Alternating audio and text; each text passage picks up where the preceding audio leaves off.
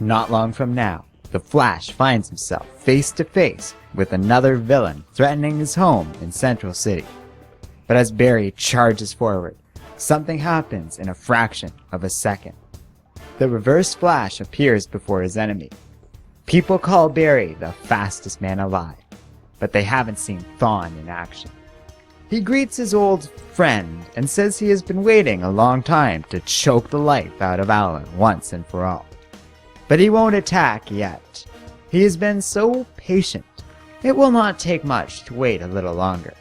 But rest assured, Thawne will destroy everything Barry holds dear.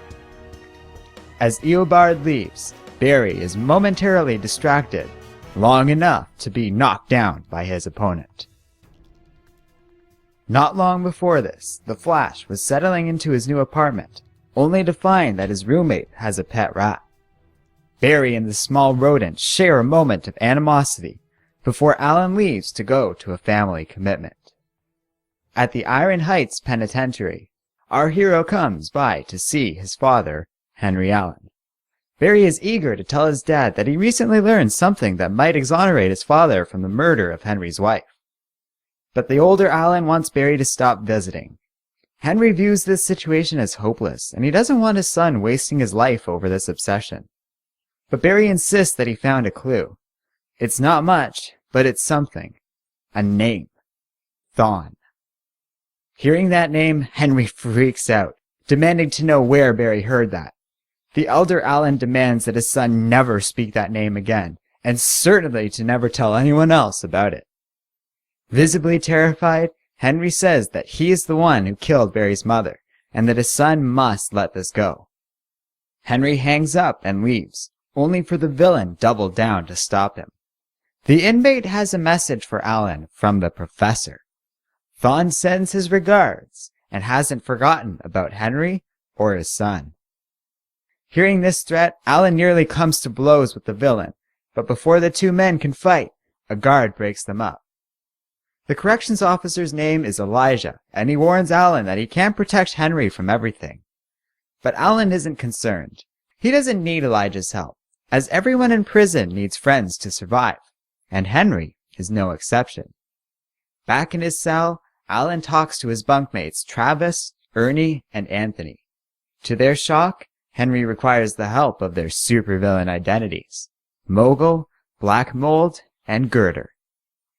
Over in the Central City Police Department, Barry is working away in the forensics lab when his adoptive father and fellow police officer Daryl comes by for a visit. Barry tells him that he finally got a lead on his father's case, but the officer isn't certain about this. Knowing that Barry just broke up with Patty Spivot and moved into a new place, Daryl thinks that he might just be looking for something meaningful to grab a hold of. Barry is frustrated to hear this, but Daryl insists that he's only looking out for him. He says that all he wants is for Barry to keep a clear head and not let emotions get the better of him. Their conversation is then interrupted by news of a jewelry store heist. The police are being overwhelmed by the thief, but luckily, the Flash is on the way. We cut to where our story began, with Barry knocked on the ground after being distracted by the Reverse Flash. Now paying attention to the fight at hand, and knowing that the armored villain will be resistant to damage, Barry creates a cyclone around the villain. This sucks the air from around the bad guy, and he is knocked out cold. As the police move in to take care of the damage, Barry stops to look at a nearby window, disturbed by the image he saw of Thawne. Over in Iron Heights, Henry's gang asks if Alan is sure about doing this. Henry says there is no other way, and the villain Girder replies that he understands. Family comes before everything else. The other two are amused, as Henry is supposed to be the sane one in the group, but they agree to help out too. With that, Henry pretends to keel over. The others call Elijah in and grab the corrections officer. They force him to lead the gang out of the prison and through a tunnel. They then knock the guard unconscious. From there, it's easy for Girder to steal a police boat from some unsuspecting officers. The gang successfully flee Iron Heights, but Henry warns the fellow fugitive that the task ahead of them won't be easy. But this doesn't deter Alan, as nobody threatens his son. In the aftermath of the prison breakup, the Central City Police Department is called in to investigate. Barry is panicking, assuming that his father has been kidnapped. But Captain Daryl Fry has been called in to stop Alan from doing something stupid. He's too close to work on this case, and surveillance footage confirms that Harry Allen was acting with the escapees, and not as their prisoner. Not satisfied with these orders, Barry inspects the cell for himself in a blink of an eye. Finding nothing, he overhears the warden talking to Corrections Officer Elijah. The warden is understanding about all of this and tells the guard to go home and take care of his wife. Barry is then approached by Iris West. He explains the situation to her, and Iris says she can't help him, as her inside source Patty Spivot left town. Changing the subject away from his ex-girlfriend, he asks how Wally West is doing instead. Iris replies that her nephew is doing well, but she had to lie to him about coming here, as Wally didn't even like to think about his Uncle Daniel being locked in here after all the terrible things he has done. But that's the thing about family. Sometimes you have to compromise everything to protect the ones you love. Over in the Central City Distribution Center for Metabarn Supplies Incorporated, Harry and the gang are stealing some medical equipment to fulfill a promise they made to escape from prison. After they fulfill this promise, Harry says the villains are free to go. But the gang is not alone here. Suddenly, an alarm is pulled and a security guard bursts in. Oh, Henry. Henry. Always a pacifist, so full of good intent. Where did that ever get you? You could have stayed with me. The heights I would have allowed you to reach. Now look at you. You truly are a murderer. When Harry looks on at the dead man laying before him, shocked and confused, Girder is impressed, figuring that his former cellmate didn't have it in him. With the cops on the way, the men grab as much as they can, split up, and agree to meet at the rendezvous point. From a distance, Professor Zoom watches, promising he'll see Harry again very soon. Over in Keystone City, on the wrong side of the tracks, a kindly old lady is fumbling with her keys. When she comes inside, she is shocked to see Girder standing before her. After a moment of surprise, she welcomes Anthony back home, not expecting him so soon, and warning her grandson that she nearly shot him out of shock. She's worried about him and asks if he is safe, and Girder claims he is fine. But suddenly the Flash appears at the door. Girder's grandmother admonishes Barry, saying he is trespassing, but Anthony tells his Grams to back off. The Flash is his. Knocking him into the backyard, Girder gets furious when Barry gets tangled in his Grams' unmentionables, and Barry is knocked down by another attack. On the ground, he asks why Girder abducted Harry Allen. This amuses the villain, who says that Harry really impressed him today. He planned the whole escape and is truly a cold-blooded killer. And thus it is the Flash's turn to get furious. Barry attacks the villain relentlessly, denying everything that Anthony is saying. But his attacks have little effect on the metallic villain, who is well aware that he only needs one good hit to take the Flash down. Girder chases the Flash into a nearby junkyard, where Barry successfully traps him with a magnetic crane. Victorious, the hero demands that Girder tell him everything. But Anthony says Grams raised him better than to betray his own crew. So Barry asks about the medical equipment he found stashed in Grams' backyard. Girder says he has no idea what that's for, and the Flash will have to find Harry Allen to learn what that stuff does. The next day, Elijah is resting at home. He checks in on his wife, who is dying. As he leaves to get her some food, he finds the Flash waiting for him. Barry has figured out that Elijah helped the prisoners to escape. He assumes the guard was paid off to cover medical expenses, but Elijah was actually promised something far more valuable from Harry: a cure for his wife. With little to lose, and knowing that Harry Allen was an extremely gifted blood doctor before he was arrested, Elijah agreed to help the prisoners escape.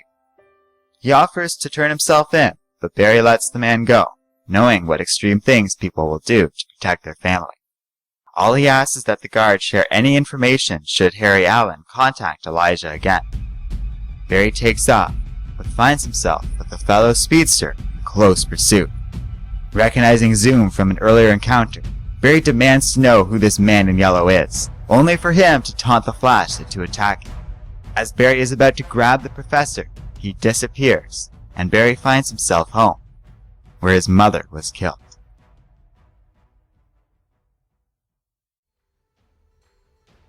Professor Zoom has been busy. He's traveled all throughout time to put together a team specifically to track down the Flash. They are all eager to kill Eobard's old enemy, but Thawne knows that the Flash isn't just a man. He's an image, an icon. Before they take his life, they must reveal to the rest of the world that Barry Allen is the greatest evil this planet has ever known. Meanwhile, Harry Allen and his gang break into a warehouse. They quickly realize that Anthony, also known as Girder, is missing, and Barry Allen emerges from the shadows, saying that their friend won't be joining them today. Harry is shocked to see his son, but the others are quick to attack. So Harry fires a gun into the air and orders his former cellmates to back off. The two criminals comply, figuring that Iron Heights has truly changed the man they once thought of as a mild-mannered doctor. Harry begins berating his son with questions, but Barry just embraces his father. This is the first time they've seen each other in decades out of prison, and the two men take a moment to enjoy that fact. Barry confirms that he hasn't told anybody about Harry's location, while his father explains how the security guard was killed by accident. When Barry mentions seeing Zoom, his father says that man is dangerous and he should be avoided at all costs, and then asks that his son leave the matter be. Harry is his father, and he knows what he's doing. Barry leaves, but vows to help his dad out anyways. Now all by themselves, Harry tells his gang that they have one more thing to do, and offers his former cellmates payment, enough to buy their way out of the country if they do this one final task. Meanwhile, Barry comes home, where he is greeted by his new roommate Hartley. The man is surprised Barry is up so late, and suspects that Allen is taking the law into his own hands. After all, Hartley was once a vigilante called the Pied Piper, so he is very familiar with the need to act when the police cannot. Barry brushes off his roommate's concern and says that he needs to go to bed, as he has an early morning appointment at Wally West's school. Hartley replies that Iris West must be really special for Allen to spend so much time with her nephew, but Barry says he just knows how hard it is to grow up without a dad. At his school, Wally is trying out a new homemade race car. The test goes well, and the car is fast enough to easily earn him an A in his shop class. While Iris and Barry are blown away by the boys' excellent work, the football team's coach is furious, as the car tore up the school's field. As the coach grabs Wally, Barry springs into action and easily knocks the man to the ground. He also tells the coach football season doesn't start for months, and the yard will grow back just fine. The coach leaves, furious, but knowing he can't do anything without risking a lawsuit. Wally is impressed, but says that Barry doesn't need to fight his battles for him. But Allen says he just doesn't like bullies. Wally is grateful and mentions how working in the auto shop class helps distract him from all the stuff his father did.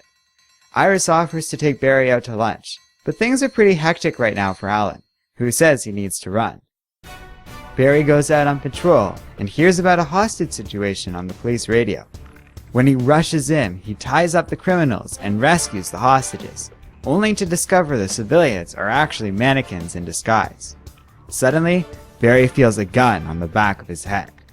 Luckily, he's the Flash and easily outmaneuvers his attacker. He unmasks the criminal and is shocked to see it is none other than Harry Allen. Barry's father apologizes and says that he needs the hero to help his son. Everybody says the Flash is a hero, and he's filled enough beds at Iron Heights for Harry to believe it. The man explains how his wife and Barry's mother, Nora, was murdered, and that the real killer was a man named Eobard Thawne. Harry doesn't know much about him, other than the fact that he's insane, dangerous, and very, very fast. Allen is afraid that his son will get hurt, so he begs the Flash to help stop Thawne, even if it means killing the villain. Barry is shocked at these words and asks Harry why he wants a stranger's help as opposed to his son. Harry says that Barry can't handle something like this, but he thinks that the Flash can. The police then arrive and take Harry and his accomplices to prison. As the man is taken away, he begs the Flash to remember what he said. Barry looks on, speechless. In the police van, Daryl joins Harry and asks what the hell he was thinking. Harry only replies that the man who killed his wife is back. Daryl is shocked that Thawne has returned, while Harry says that Daryl needs to protect Barry right now. He admits that he always resented the police captain for getting to raise Barry, but he says that while Barry was his son, Daryl is his dad, the man who took care of him for so many years when Harry couldn't. He asks his old friend protect his son and be there for him, so Daryl affirms that he will do so. Suddenly, the police van stops as a woman walks right in front of the vehicle. They try to avoid hitting her, but she easily stops the van with her bare hands. Professor Zoom's team appears, and they tear into the vehicle without difficulty. They grab Harry Allen, saying that an old friend wants to see him. The Flash is then on the scene in an instant, and tries to stop the villains, but he is trapped by a man who goes by the codename of the Folded Man. This new opponent taunts Barry and easily envelopes him within his strange body. Barry finds himself pulled into a mysterious void within the man, underwater, and drowning. Disoriented by the teleportation abilities of the Folded Man, the Flash will at first wonder how he came to be 2,000 feet underwater in the Pacific Ocean. Then he'll feel the bone-crushing pressure of the sea. Panic will lead to reflexive movement, which will drain the body of oxygen. The Flash will escape the ocean easily, but the pain of it will be agonizing. He'll survive, barely. The body isn't designed to travel that far underwater in such a short time, even with Barry's superpowers. The blood vessels in his eyes will burst, his eardrums will rupture, and his lungs will be ravaged by pulmonary embolism. The Flash's accelerated healing means that he'll recover quickly from this, but it won't be an experience Barry will soon forget. Eobard wants his foe confused and angry, and he wants Barry to bring all those emotions back home to Central City. Zoom explains this to his minions. Their names are Roscoe Dillon, also known as the Human Top; Magali, a woman who can manipulate time around people and objects; Block, who can stop the movement of atoms; the Folded Man, capable of teleportation within space and time; and Alexander Selkirk, a scholar of the Speed Force. They are confused by Eobard's orders, as it would have been so easy to kill Barry just now. But Thawne restates that killing the Flash is just not an option at the moment. It would turn him into a martyr. Statues and museums would be erected in Barry's name. If they want to defeat the Flash, truly beat him, then first they must tear down everything that makes him a hero. Thawne asks Selkirk if his designs are done, and Alexander confirms that the schematic is ready to do exactly what Eobard has asked of him. Zoom orders his people to get ready, while he goes to visit their guest. Nearby, Harry sits alone in a cell. Eobard comes by, and hopes that Alan feels comfortable once again behind a sealed door. Seeing Thawne drives Harry into a rage, knowing that Eobard murdered Nora Allen many years ago. But Zoom dismissively knocks his attacker down without difficulty. He most certainly did kill Nora, and if Harry doesn't do exactly what Eobard says, then he'll kill Barry, too. Elsewhere, Barry looks for his father without success. He goes home to find a coworker named David, who is arguing with Barry's roommate, Hartley. It seems the two are in a relationship, but it is strained due to Hartley's past as a vigilante known as the Pied Piper. David leaves and bumps into Barry on his way out, who agrees to keep the relationship secret. The issue is not that David is gay, as the head of the crime lab is out and proud, but rather he can't be seen dating a former criminal. The next morning, Barry and Wally West are spending some time together downtown. Wally asks Alan if everything is alright, knowing all that has recently happened to Barry's dad. Alan tries to brush things off, but he clearly is shaken by what has occurred. Wally says that he should let things go. West was angry at the Flash and blamed the hero for his mother's disappearance, but hatred never got him anywhere. He learned to forgive. So Barry thanks Wally for the advice and takes him to the Central City Police Department's garage. Here, Wally will be doing a work-study program. They are greeted by a man named Tim, who will be supervising West in this new role. The two get to work. Outside, Zoom's goons are preparing a device. They announce their presence, easily getting the attention of the Flash. He strikes out at Block, but his arm is crushed by her powers. While the Flash winces in pain, the human top then unleashes a devastating whirlwind, flinging cars in Barry's direction, though our hero is able to dodge them without much difficulty. But the Block is able to knock Flash to the ground and erects a barrier around him. The shield forms a dome around the entire police station, so Barry tries to vibrate through it. But the villains were hoping for something like this. The reaction of Barry's energy with the barrier creates a spark that activates Selkirk's device. The mechanism is a bomb that begins building up energy. Inside the precinct, Wally is struck by lightning, while Tim is slammed into a truck. Barry tries to stop the bomb, but using his powers only feeds the device with more of his energy. Every burst of speed makes it stronger, and its explosive potential larger. Today, the Flash brings about his own destruction. With a dome surrounding the Central City Police Department, Captain Fry pulls a gun on the Flash. He demands an explanation, but the hero is as baffled as the police. When the captain wants to arrest the Flash, David stops the officer, saying their priority right now is to save the lives of those trapped under the dome. They begin to workshop solutions. The Flash's powers only make the device stronger, and destroying the weapon would be very risky. Barry says that the woman who attacked him claimed that she could stop atoms from moving. The dome is likely air just rendered solid, so they just need something hot enough to make the atoms move again. Wally West overhears this and has an idea, but Captain Fry is dismissive of the boy and won't listen. Outside of the dome, people are panicking at its presence. Harley is worried about David, while Iris looks for her nephew.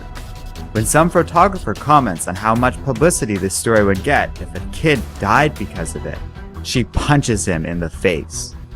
Meanwhile, Zoom and his lackeys also look on.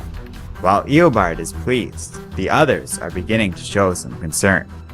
Block assumes she should let the police go soon, but Thawne stops her, saying that this sacrifice is necessary to stop the Flash from destroying all of humanity. McGalley begins to question all of this. So far, the Flash has only shown a willingness to help others, but Eobard insists that this is all a ruse, and that his enemy will bring society nothing but chaos and ruin. Within the dome, Wally goes to check on Tim, who is badly injured. In spite of the man's protest, Wally goes to put a plan in motion, insisting that Tim needs medical attention right away. He gets a special magnesium-powered engine, rigs it to a truck, and drives it straight into the edge of the dome. Though the truck explodes upon impact, the engine was hot enough to burn a hole through the dome, and Wally is saved at last minute by the Flash. Realizing they have a way out, Barry begins to evacuate everybody, and though he is successful, the building is ultimately destroyed by the bomb. Everyone is relieved, and David embraces his lover, but Captain Fry is furious. He says the Flash is reckless and a criminal. Barry doesn't take this well, pointing out that the building may have been lost, but the lives weren't. The hero leaves, and Captain Fry is furious, saying he'll see the hero again and noting that speedsters seem to bring the city nothing but ruin. Later, in Professor Zoom's tower, Eobard checks in on Henry Allen. The doctor has completed a device that is able to steal people's powers through their blood, and when Barry's father tries to use it on Zoom, he is easily deflected by the villain. Still, Eobard is impressed and takes the device for himself. Henry asks why Thawne is doing all of this, and Zoom explains it's all part of some grand scheme to take down the Flash and drain the man of his powers. McGalley overhears this and realizes that Zoom has been lying to her over many centuries, so he charges her, using the device to steal her powers. Soon, he'll claim the abilities of others as well, and once he has Barry's powers, Eobard will be a god. Barry Allen finds himself surrounded by the police.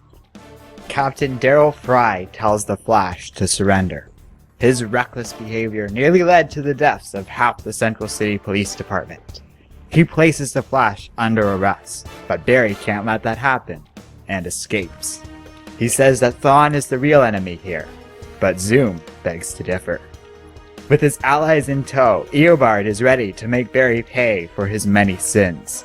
They charge at one another, but Daryl tries to stop them. Knowing how dangerous Zoom is, Barry pushes the officer out of the way and begins to flee, goading Eobard and the others to pursue him away from the police. Elsewhere, Harry Allen is treating McGalley. The woman is badly injured from Eobard's betrayal, and her powers are gone. In spite of being out of practice, the good doctor is able to save the woman's life. He explains to her how Zoom has forced the man to make a glove that stole her powers. McGalley knows now that Thawne lied to them. He claimed that the Flash was evil, but the villain is really only interested in his own power. Knowing that they must stop Zoom, she taps into a remaining scrap of her powers, aging the door until it easily crumbles from a kick by Harry. Outside, they run into Selkirk. McGalley explains how Thawne has betrayed them, and the shocked Speed Force expert directs them to some vehicles they can take. All he asks is for them to protect him from Zoom.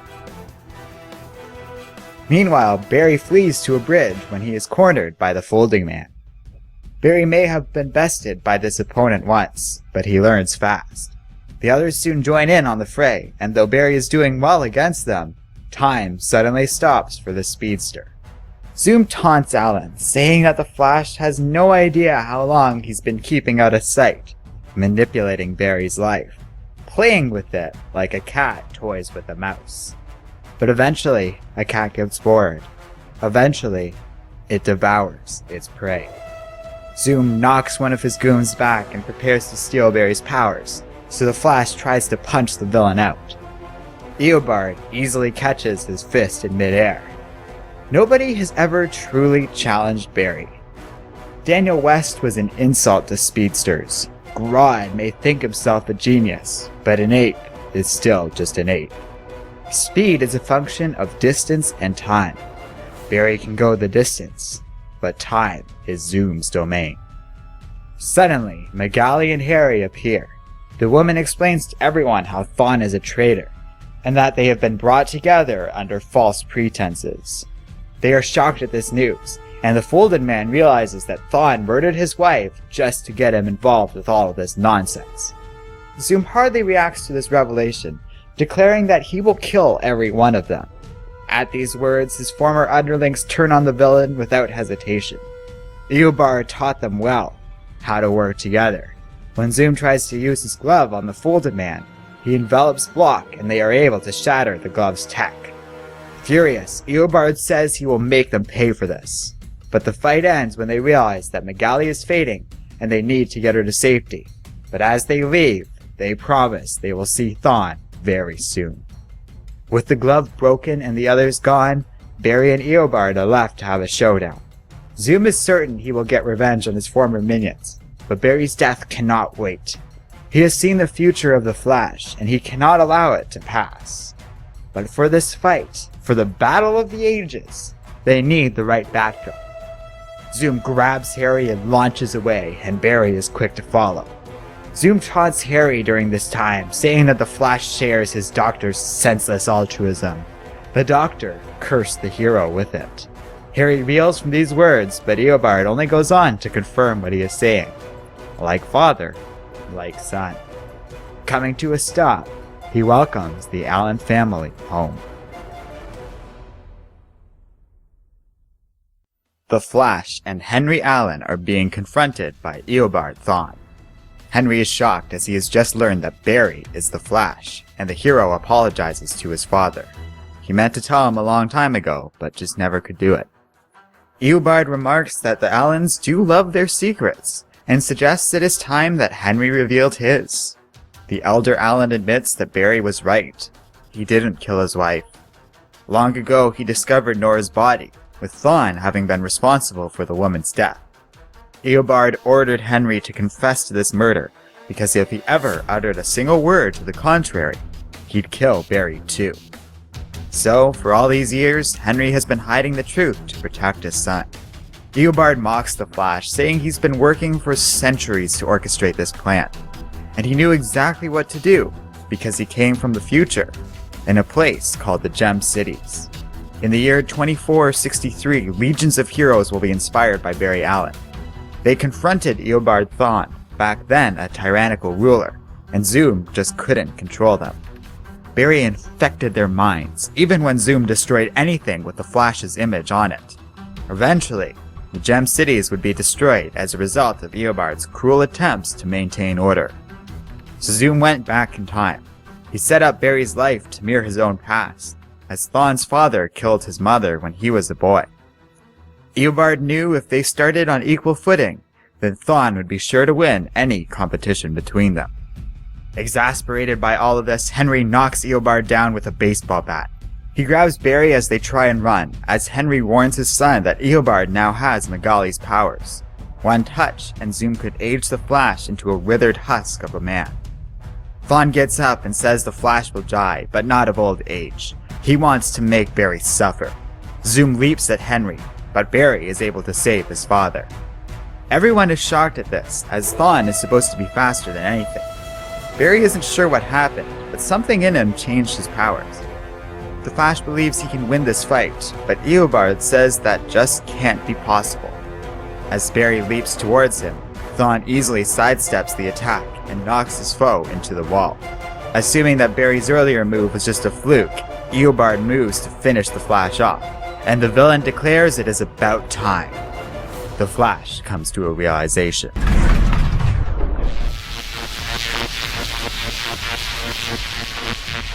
This is all about time. Eobard isn't fast at all, he just slows time around him. It doesn't make him better than Barry, just the opposite. Barry doesn't move fast either, he's connected to the flow of time too, just in a different way. Eobard slows time, while Barry moves it forward. And he's done holding back. Zoom is outraged. He's supposed to be the true hero here. He spent a dozen lifetimes preparing for this. He tries to drown Barry in a puddle, but the Flash is able to knock him back with a burst of lightning. With one final, mighty blow, he knocks Eobard down. Barry says he's sorry for what happened to Zoom. But Eobard killed Nora Allen, and it's time to go to prison. Henry approaches the villain and wants to kill him instead, but his son stops the man. He refuses to let Zoom make the Allens into the criminals he wants them to become. After everything Eobard did, and after all he put them through, the Allens still aren't murderers. They're the good guys. Henry agrees and embraces his son, saying he is proud of the man. Barry smiles, and in a flash, the police are called in, while Eobard is sedated and arrested. Daryl is told that Thawne murdered Nora Allen, and Barry claims he can put the forensic evidence together to prove it. In no time at all, Eobard finds himself depowered and imprisoned at Iron Heights. He insists he will get out of here one day, and that he still won this fight. Everyone now knows the Flash is a threat. They will hunt him down and reject the hero. Eobard looks disheartened and quietly tries to convince himself that he won.